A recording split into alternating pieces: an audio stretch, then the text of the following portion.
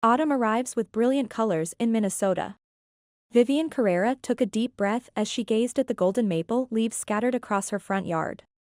The weight of being an elementary school teacher, a wife, and a mother pressed down on her shoulders like a heavy blanket.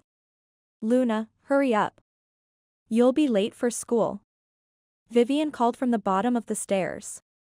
From upstairs came the sound of small footsteps and the sweet voice of her 6-year-old daughter. "I'm coming. I'm just finishing my math homework."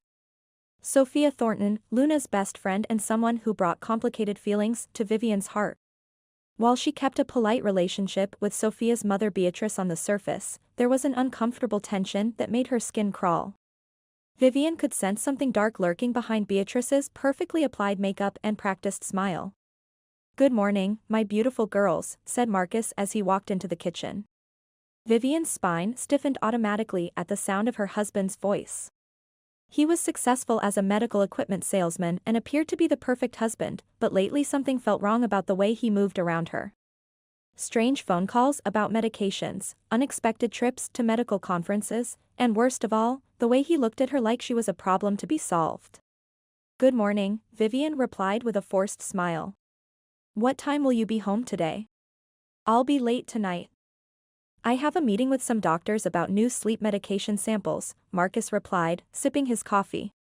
His eyes darted away from hers, focusing somewhere over her shoulder. "Daddy. Daddy." Luna came bounding down the stairs and wrapped her arms around Marcus's waist. Her dark curls bounced just like her mom's, but her bright green eyes were definitely inherited from her dad. "Today I'm going to show Sophia my new colored pencils." "That sounds wonderful, sweetheart," Marcus patted his daughter's head, but his touch felt mechanical and distant. "I need to get going now." Vivian watched her husband's retreating figure, fighting down the uneasiness that twisted in her stomach. After 8 years of marriage, she had developed a teacher's instinct for reading people's emotions. Marcus was definitely hiding something from her lately.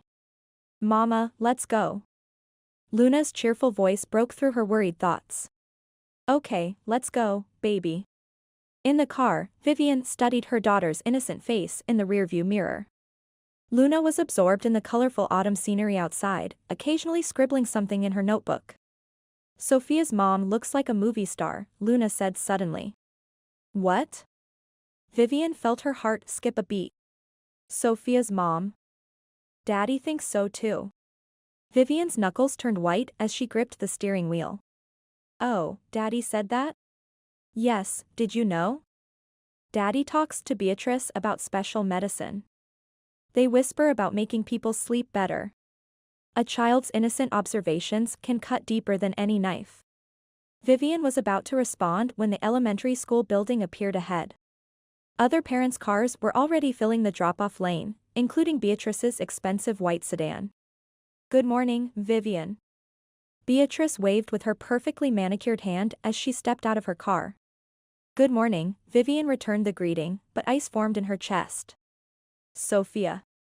Luna jumped out of the car and ran toward the petite girl with platinum blonde hair standing beside Beatrice. The two children immediately started giggling and sharing secrets like they always did. "Those two are inseparable, aren't they?"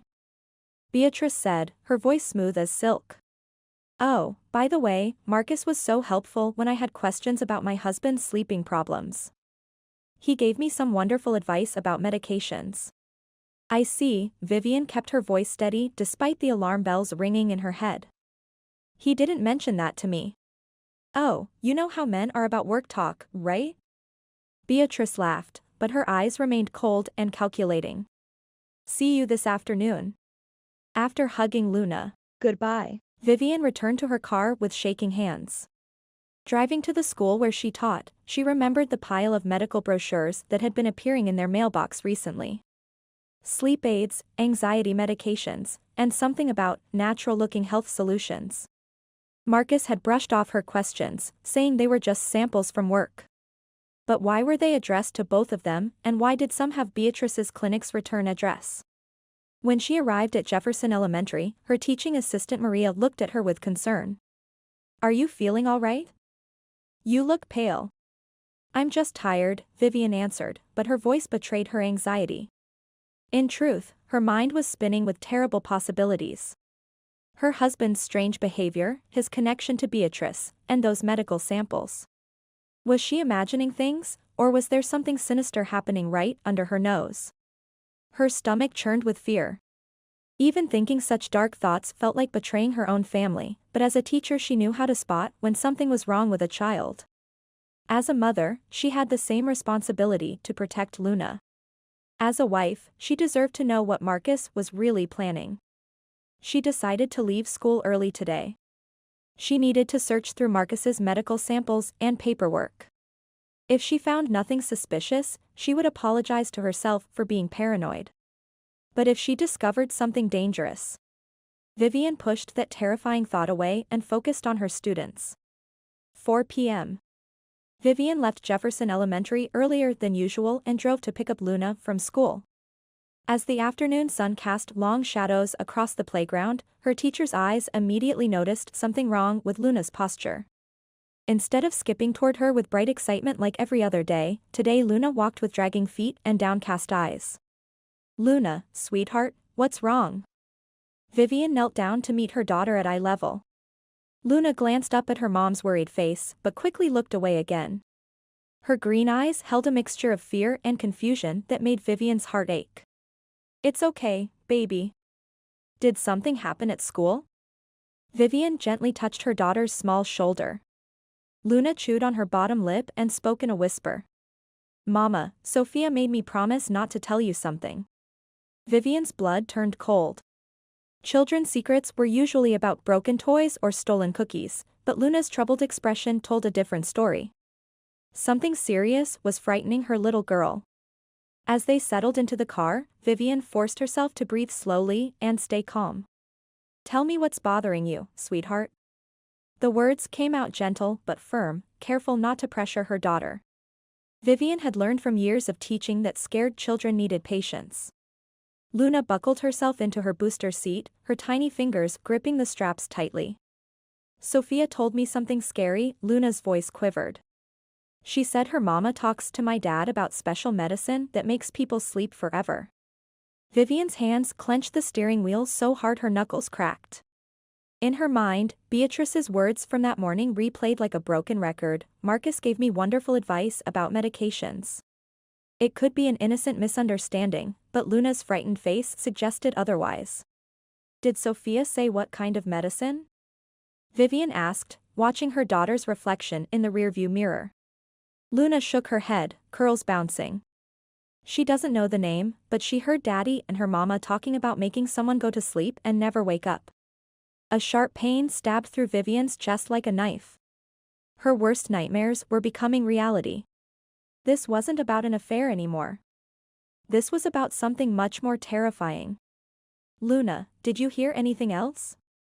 Vivian's voice cracked despite her efforts to sound calm. "Sophia said there are little bottles hidden in Daddy's work bag," Luna answered, pressing her face against the car window.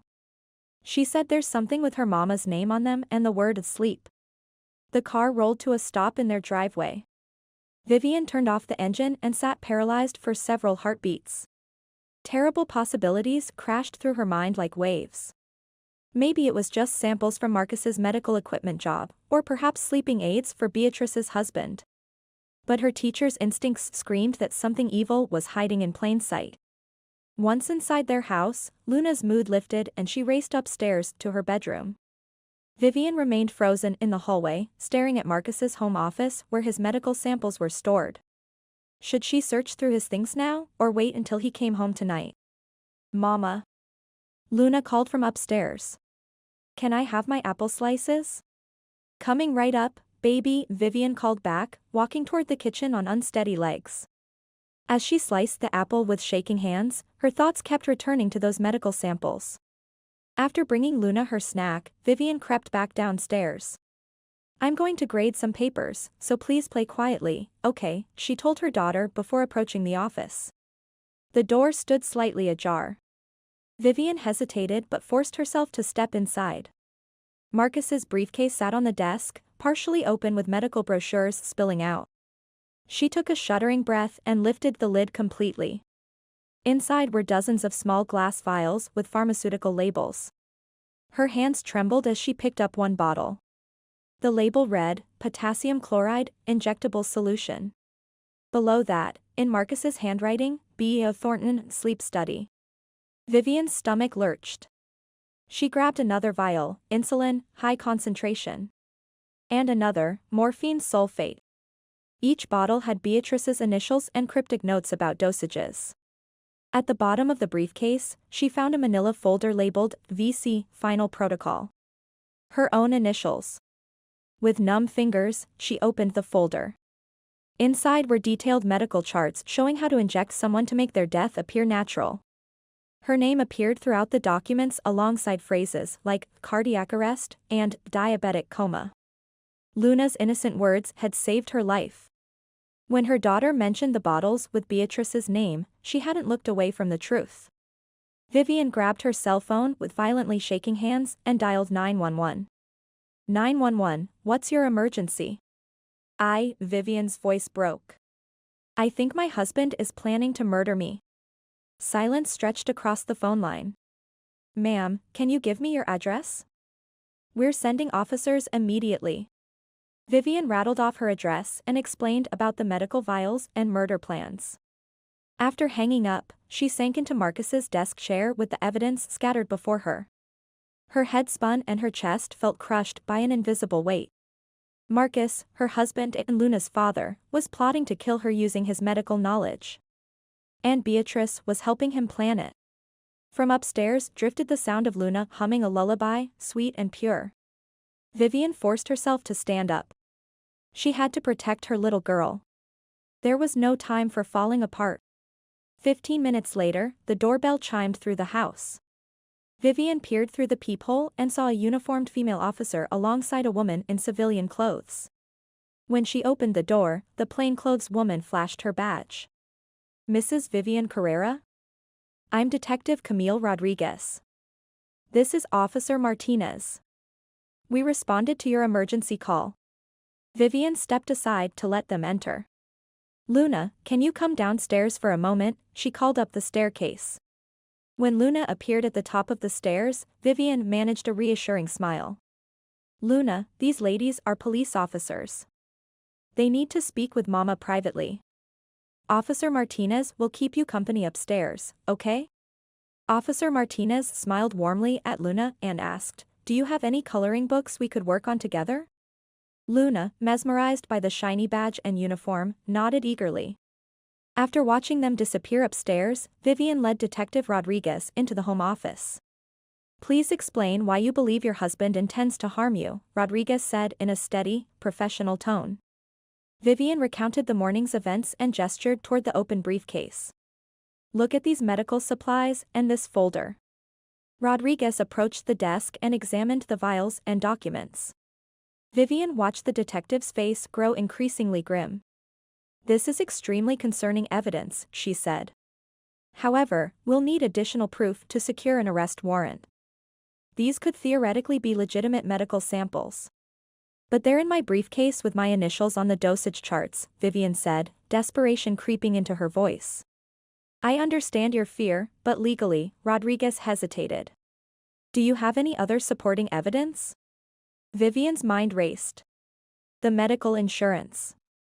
Marcus recently changed our policies without consulting me. And there should be text messages between him and Beatrice Thornton. Rodriguez nodded while scribbling notes. We'll investigate thoroughly. First, I need to confiscate these medical supplies for laboratory analysis. Take everything. Whatever you need. Vivian said without hesitation. Rodriguez carefully sealed the vials and documents into evidence bags. Now, tell me more about this Beatrice Thornton. Vivian described Beatrice's job at the cosmetic clinic and recounted Luna's disturbing revelations about the secret conversations. Rodriguez asked probing questions and documented every detail. Mrs. Carrera, I'll be completely honest, Rodriguez said with a grave expression. This evidence strongly suggests criminal intent, but we need more concrete proof for arrests. Tonight, we'll station surveillance outside your home. What if Marcus comes back? Vivian's voice cracked with terror. Don't panic. I'm arranging a safe house for you and Luna tonight. The department will handle all expenses. Rodriguez was about to continue when Vivian's phone buzzed. Marcus's name appeared on the screen. Answer it, Rodriguez whispered urgently. Act completely normal. Don't let him suspect anything. Vivian's hands shook as she accepted the call. Hi honey. Great news. I finished early today, Marcus's voice sounded cheerfully normal. I'll be home by 7 o'clock. Want me to pick up Chinese food for dinner? Vivian's mouth went completely dry. That sounds perfect. I'll be here waiting. Love you. See you soon. Marcus disconnected. Vivian set down the phone with trembling fingers. He's coming home at 7 o'clock. Rodriguez glanced at her watch. It's 5:45 now. We have time. Martinez, she called toward the staircase. Officer Martinez appeared with Luna, who was proudly holding a paper flower. Look what I made, Mama. Officer Martinez showed me how. It's beautiful, sweetheart, Vivian forced enthusiasm into her voice. Luna, we're going on a special adventure tonight. Staying in a hotel. A hotel? With room service? Luna's eyes lit up with excitement. Maybe. Officer Martinez addressed Vivian. Pack essentials for overnight. Keep it minimal. Vivian rushed upstairs and grabbed clothes, toiletries, and Luna's beloved teddy bear. Through the bedroom window, she could see their peaceful neighborhood continuing its evening routine.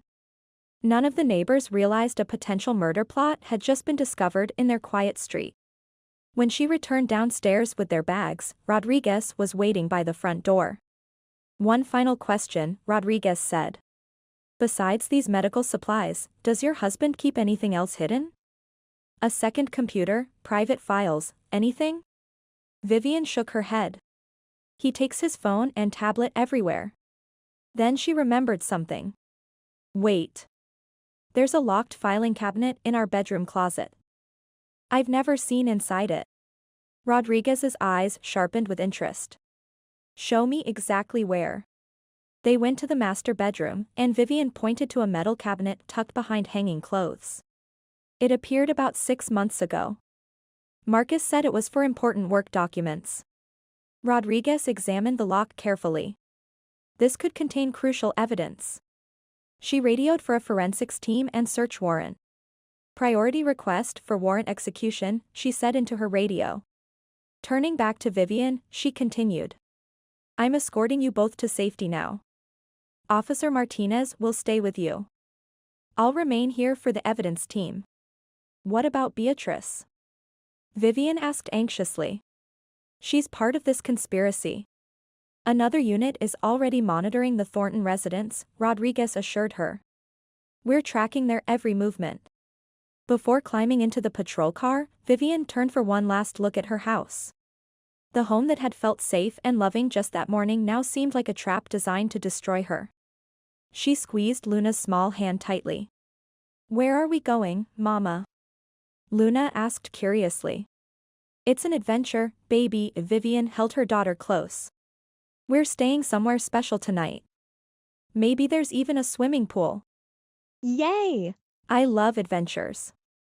Luna giggled. As the patrol car pulled away from the curb, Vivian stared out the rear window. The suburban streets blurred past in the fading daylight. Her entire world was about to shatter completely.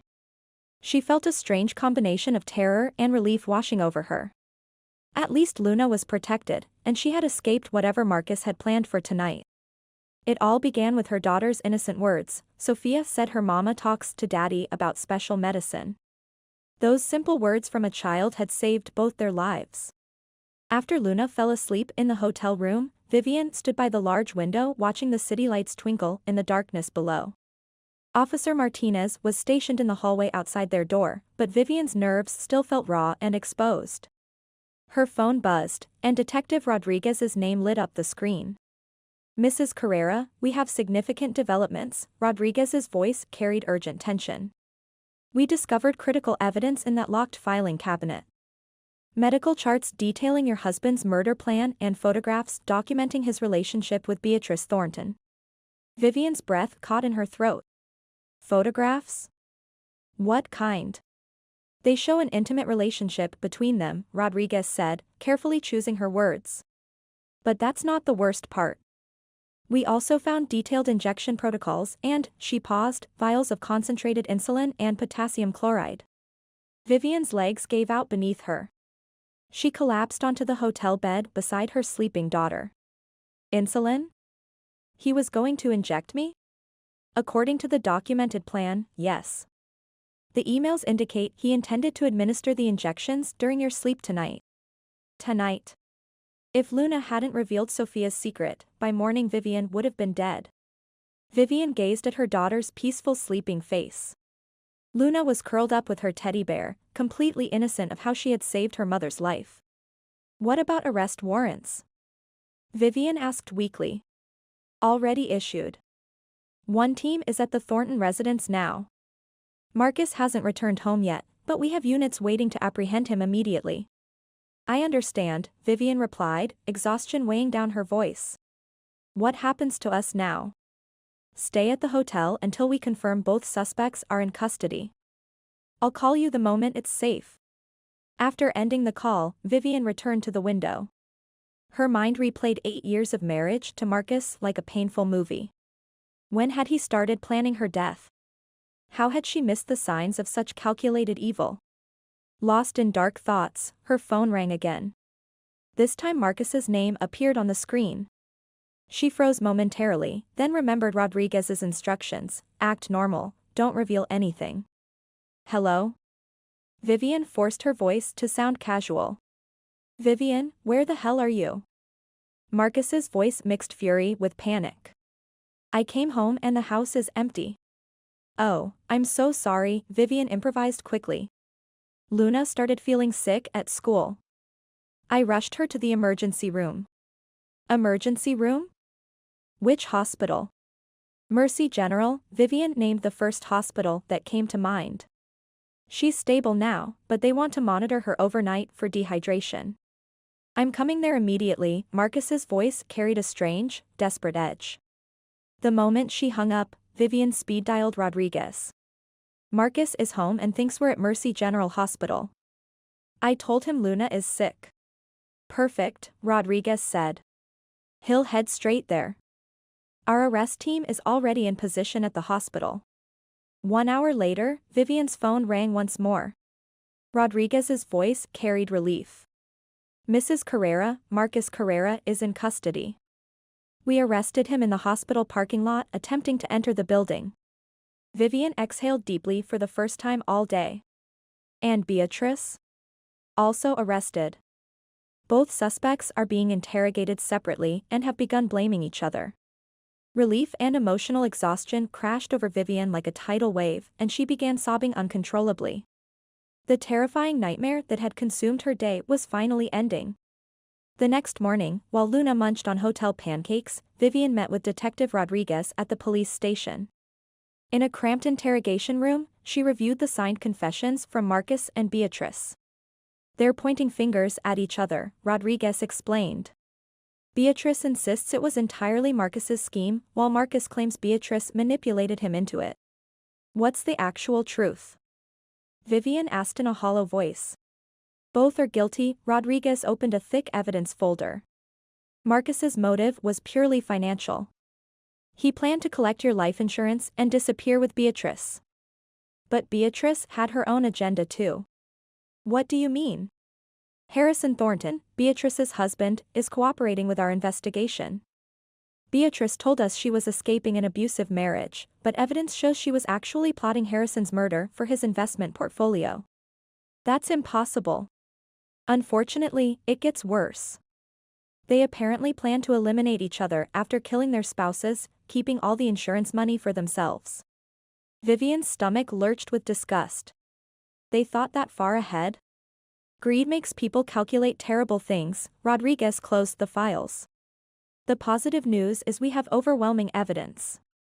Both will face multiple felony charges. You, Luna, Harrison, and Sophia are completely safe now. Vivian felt tears of relief forming. How is Sophia handling this? Harrison is caring for her.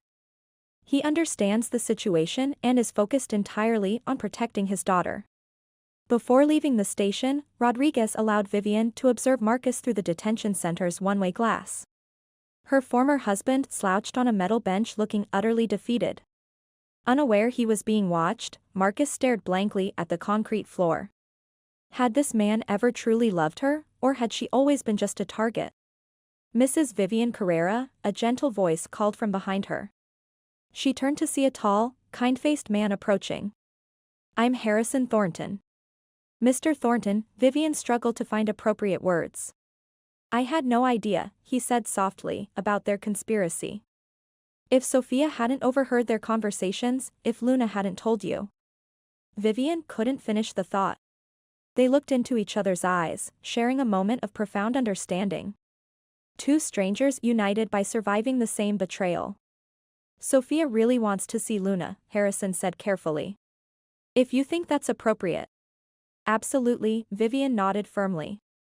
"Our children are completely innocent. This shouldn't destroy their friendship." Driving back to the hotel, Vivian watched the familiar streets pass by her window. Just yesterday morning, her life had felt secure and predictable. Everything had shattered, but she still had Luna, and that meant hope for rebuilding. When she entered the hotel lobby, she spotted Luna teaching origami to Officer Martinez. Vivian smiled genuinely for the first time in days. Children's resilience never ceased to amaze her. "Mama." Luna noticed her and sprinted over excitedly. "I made 20 paper flowers. They're absolutely beautiful, sweetheart." Vivian scooped her daughter into a tight hug. "Luna, you're the bravest little girl I know. You protected Mama." "How did I do that?" Luna tilted her head curiously. "I'll explain when you're older, but today," Vivian gazed into her daughter's bright eyes, "would you like to see Sophia?" Luna's entire face lit up with pure joy. "Yes. I miss her so much." Vivian pulled out her phone and called Harrison's number. 1 year later, autumn in Minnesota. The season when golden leaves dance in the crisp air. Vivian stood at the window of her cozy new apartment, smaller than her previous home, but filled with warmth and safety. A sanctuary for fresh beginnings for her and Luna. "Mama, Sophia's almost here." Luna bounced around the living room with excitement. Now 7 years old, her daughter had healed from the traumatic events and blossomed into a confident child. Weekly therapy sessions had worked wonders, and Luna's bright laughter had returned completely. "I know, sweetheart.